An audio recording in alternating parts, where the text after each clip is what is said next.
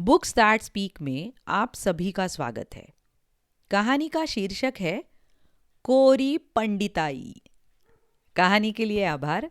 बाल भारती हिंदी कक्षा तीसरी की पाठ्यपुस्तिका।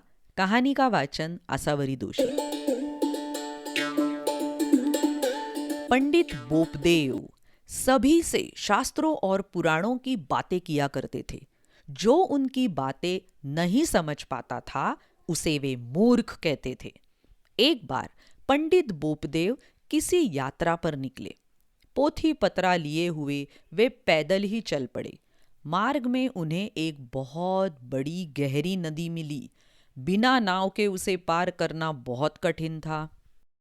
पंडित जी ने देखा कि एक नाविक अपनी नाव किनारे से लगाए यात्रियों की राह देख रहा है। वो दिन रात अपने काम में जुटा रहता था। नाविक ने बोपदेव जी को आते देखा तो वो डाढ़ उठाकर तैयार हो गया। पंडित जी ने नाविक से कहा, भैया मुझे नदी पार उतार दो। नाविक बोला, महाराज कुछ देर रुकिए, कुछ और यात्रियों के आते ही मैं नाव खोल दूंगा। पंडित जी ने कहा, भैया मुझे बहुत ज़रूरी काम है, यजमान के यहाँ जल्दी पहुँचना है, इसलिए मुझे जल्दी से उस पार पहुँचा दो। नाविक बोला, पंडित जी आपको इतनी बड़ी नाव में अकेले ले जाने पर मुझे घाटा होगा। मैं ले चलता हूँ, पर आप उतराई के अलावा मुझे और क्या देंगे?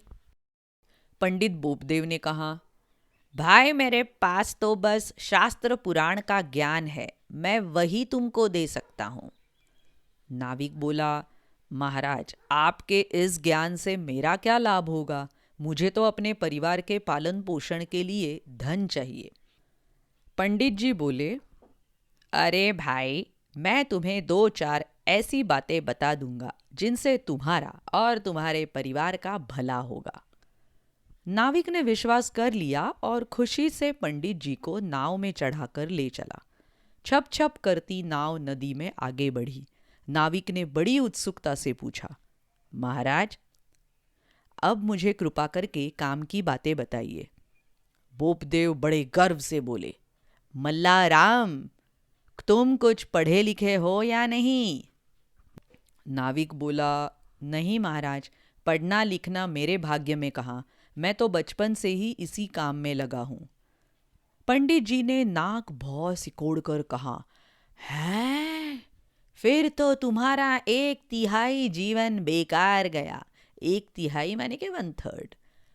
अच्छा भाई पढ़े लिखे तो तुम नहीं हो, पर यह बताओ कि तुमने शास्त्र पुराण की कुछ बातें सुनी है?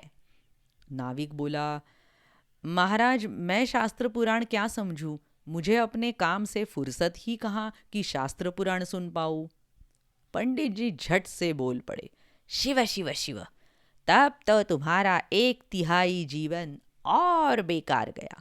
अब तुम्हारे पास धरा ही क्या है?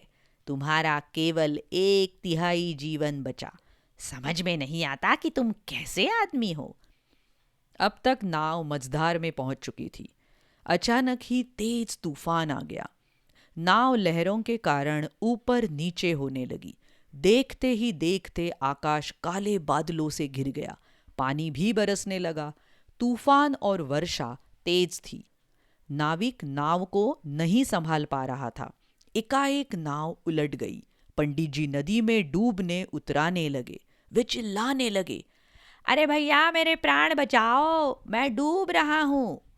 नाविक ने तत्काल पूछा, महाराज आपने तैरना सीखा है कि नहीं? पंडित जी घबराए स्वर में बोले, नहीं भाई मैं तैरना नहीं जानता। नाविक ने कहा, तब तो महाराज आपका पूरा जीवन व्यर्थ गया। पंडित जी गिड़गिड़ा कर बोले, नाविक भैया मेरी जान बचाओ, नहीं तो आज सचमुच मेरा सारा जीवन समाप्त हो जाएगा। नाविक ने पंडित जी को संभाला और बड़ी मुश्किल से उन्हें किनारे पर ले आया। स्वस्थ होते ही पंडित बोपदेव ने चुपचाप अपना रास्ता लिया। उन्हें जाते देखकर नाविक ने कहा, शास्त्री जी अगर पढ़ाई लिखाई और शास्त्र पुराण संकट पड़ने पर जीवन नहीं बचाते हैं तो वे किस काम के? जीवन की रक्षा के लिए पोथी ज्ञान के साथ साथ हाथ पैर चलाना भी जरूरी है। कोरी पंडिताई से जीवन नहीं चलता। कैसी लगी ये कहानी? और ऐसी बहुत सारी कहानियाँ सुनने के लिए बुक्स दैट स्पीक इस चैनल पर ज़रूर आइएगा। यूट्यूब पर और अलग अलग पॉडकास्टिंग चैनल्स पर। Website www.booksthatspeak.com। Instagram ID books that speak. मिलते हैं अगली प्रस्तुति में। बाय बाय, धन्यवाद।